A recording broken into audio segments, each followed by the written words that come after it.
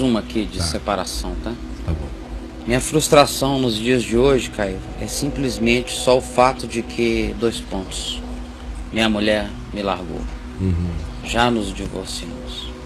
Mas pela consciência de que o casamento é um só, e Deus, um só em Deus, que segundo Mateus, tenho que me tornar eunuco, fico angustiado pela questão de que só posso casar se minha esposa morrer. Isso é muito cruel pra mim. Cara, eu não sei de onde você está vindo, mas deve ser seu primeiro dia aqui no Papo de Graça. É legal você falar. Primeiro dia aqui. Então, meu irmão, desculpa, mano. Mas a gente de repente voltou aqui. Na luz. Não, a gente voltou para a idade, sabe, quando a Terra ainda estava sendo formada, viajando pelo espaço sideral.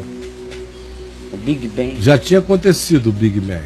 Mas ainda estava viajando, ainda não tinha nem chegado nessa posição cósmica onde hoje ela translada. Assim. Não tinha nem começado o movimento. O Sol ainda estava tentando se ajuntar. Tinha algumas fagulhas. E foi desse nível de atraso espiritual que plantaram em você tamanha agonia. Foi antes de haver graça. Antes de haver luz, antes de haver amor, antes de haver bondade, antes de Jesus dizer, vai, não peques mais, antes dele dizer, está consumado, antes dele dizer isso tudo, antes da vida começar para a gente. Então, para eu não forçar milhares de pessoas a ouvirem tudo outra vez, eu imploro a você, como seu irmão carinhoso por você, querendo lhe ajudar de verdade mesmo, todavia, dizendo que você não tem que ficar eunuco, que não é nada disso, não é mesmo, e não sou eu que estou inventando isso. Nos dias de Jesus, a consciência prevalente sobre o significado do divórcio é essa que você, indo lá no meu site, no caiofabio.net, escrevendo a palavra casamento ou a palavra divórcio em pesquisa, você acha as centenas do mesmo conceito que era aquele. Que Jesus, quando definiu o que era ou o que não era, o que poderia ser visto e entendido como divórcio nos dias dele, ele estava, ao tomar aquela posição, definindo uma questão antiga em Israel, que era entre a posição do rabino Shammai de um lado e do rabino Hillel de outro lado. O rabino Hillel advogava a tese, que é aquela evocada pelos fariseus de Mateus capítulo 19, quando perguntam, é permitido ao homem divorciar-se por qualquer motivo? O rabino Hillel, muito mais liberal, abria uma quantidade enorme de possibilidades de divórcio para o homem, até se ele achasse alguma coisa na esposa dele que não fosse agradável. Então, para os homens, ele era o máximo. Já o rabino Shammai dizia que não era assim. O cara não podia sair dispondo da esposa de maneira leviana. Sabe por quê? Porque o instituto do casamento em Israel naqueles dias era também um instituto da previdência social. Era o INSS, era fundo de garantia, era tudo que é recolhimento de imposto que um ser humano pudesse fazer, estava contido no significado do casamento. O marido era o estado da mulher naquela sociedade primitiva. Então por que o homem não podia dispor da mulher por qualquer motivo? Porque era um problema social horrível. Número 1, era uma perversidade do homem fazer isso com a mulher. Não quero mais, tchau.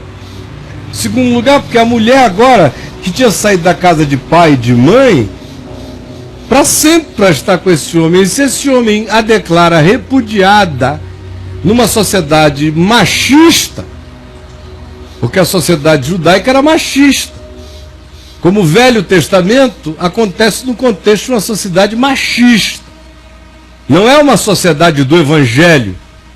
Como é que seria uma sociedade do Evangelho? É uma sociedade onde não há diferença entre homem nem mulher. Tanto quanto não há entre escravo nem liberto, nem entre judeu, grego, bárbaro, cita. Não há diferença entre homem e mulher. Não há. Numa sociedade segundo o Evangelho, homem e mulher ganham a mesma coisa, têm as mesmas competências, são tratados com a mesma dignidade, são apenas dois humanos. Um humano macho, um humano fêmea. A relação dos dois vai ser estabelecida entre os dois, mas perante a sociedade tem que ser tanto quanto é perante Deus. Porque Paulo diz, em Cristo Jesus acabou isso, não há mais homem nem mulher, nem escravo nem liberto, nem diferença racial, nem étnica, nem de nenhuma natureza, porque todos agora são um em Cristo Jesus. Então o Velho Testamento acontece num contexto machista. O Novo Testamento acontece num contexto machista judaico e num contexto machista também no mundo greco-romano, com algumas liberdades a mais em alguns ambientes greco-romanos, mas machista ainda.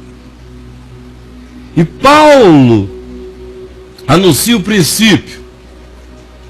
O princípio qual é? A vontade de Deus é que acabe essa história de homem e de mulher, porque diante dele não existe. Oração de homem tem mais poder do que oração de mulher? Não. Coração de homem é mais aberto para Deus do que coração de mulher? Não. Deus vai falar mais. Se tiver um homem e uma mulher, Deus escolherá falar pelo homem e não pela mulher? Não. Deus falará pelo espírito que ele queira falar. Diante dele não tem um homem e uma mulher, tem espíritos sinceros. Homem e mulher aqui, para as nossas negas, diante dele não. Tem meu filho e minha filha. Só. Como diante de Deus, Jesus não é macho. Jesus é o Filho do homem. Transcende o gênero. É o homem em síntese, significando dizer humanidade sintetizada, homem e mulher. Então, voltando aqui para nós, que é a questão de repete aí para mim, Paulo. Vou ler para você. A frustração é simplesmente o fato de que ele está divorciado, mas pela consciência de que o casamento é um só em Deus, que segundo Mateus tenho que me tornar eunuco. Fico angustiado pela questão de que só posso casar se minha esposa morrer. Pois é. Isso é muito cruel. Então eu já tinha passado disso. Eu já estava lá dizendo que em Mateus 19, Jesus estava definindo aquela questão e que o divórcio naqueles dias tinha um papel social amplo que cobria toda aquilo que hoje a gente diz assim, não, querida, se divorcie em paz porque você terá os seus direitos, você e seus filhos. Sim, claro. Naqueles dias, se o cara mandasse a mulher embora com os filhos dela, ela ia virar prostituta para poder sustentar as crianças. Dependendo do tipo de homem que ele fosse. Um homem que mandasse embora uma mulher desse jeito não era homem, era só um calhorda religioso, mas um homem não. E ela iria para a Rua da Amargura. Ou então ela iria casar com outro cara esfuleimado já, também todo ferrado, e a sociedade ia dizer, ali vão dois adúlteros, ia ser considerada adúltera para sempre. Por quê? É porque Deus iria considerá-la adúltera? Não. É porque o judaísmo, a sociedade judaica, iria considerá-la adúltera para sempre. Ela iria viver com estigma. O que Jesus está dizendo é, você que está fazendo isso, olha o que você está criando, ainda está fazendo uma mulher carregar a letra púrpura para o resto da vida dessa sociedade perversa, só porque você resolveu praticar a monogamia sucessiva. Você não é bígamo nem é polígamo, você só tem uma mulher por ano e vai dispensando as outras e se casa no Senhor, nesse santo, safado Deus de cartório dos hipócritas e mentirosos. Então, mano, não é nada disso. Te enganaram. Vai ler lá, que você vai entender. Eu não vou, senão eu ia passar o resto da manhã explicando isso aqui, mas não é, é cruel mesmo, porque não é bíblico, porque não é a palavra, porque é letra montada, porque não tem nada a ver com o espírito do Evangelho. porque não é segundo Jesus, por isso que é cruel, é perverso, é demoníaco, é maligno mesmo. O que ensinaram a você foi uma montagem safada, perversa, maligna, desumana e cruel. E eu assumo a responsabilidade diante de Deus pelo que eu estou dizendo. Essa montagem é perversa. Ela nada tem com o Espírito de Cristo. Acalme seu coração, vá lá no meu site, leia. Está escrito pesquisa, bote a palavra casamento, vai abrir coisa dessa. Divórcio com acento, vai abrir um mundo de coisas. Sem acento, outro mundo de coisas. Vá lá e leia. Depois chega aqui pacificado, por favor. Prossiga. Que amém, coisa, hein, querido? Amém. E aí fica nessa agonia e olha só como a pessoa é induzida à perversidade. O sujeito começa a pedir a Deus que a mulher morra. Ele começa a praticar homicídio espiritual, começa a se dedicar às profecias do homicídio. A macumba.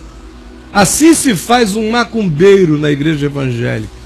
Em nome do divórcio, de só poder casar de novo depois que a mulher morrer, depois que o marido morre, se cria um macumbeiro que frequenta uma profetisa macumbeira, e ele vai acabar encontrando uma que vai profetizar a morte da mulher dele, e ele vai ficar torcendo pela morte da mulher dele para ele poder ficar livre.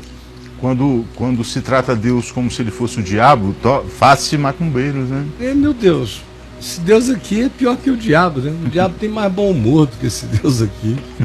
O diabo pelo menos vai lá, cara, pega alguém. O diabo dá um toque para ele passar uma réguinha. Vai lá. Passa uma régua aí. É mais misericordioso ainda. Ah, né? Pelo menos, desse sentido, o diabo é mais humano, né? É, né? O diabo é mais humano do que esse Deus aqui? É. Esse Deus aqui é de uma desumanidade horrorosa. Imagina. Pelo amor de Deus, o diabo isso tá dando, muito cruel. Está dando frase, aula de humanidade para esse Deus da religião. Esse perverso, mal-humorado, sabe? Filho de uma égua esse aí. Não posso dizer isso porque aí é uma falta de consideração para com a égua. Né? Tadinha da égua. Não tem nada a ver com a história. Vamos lá.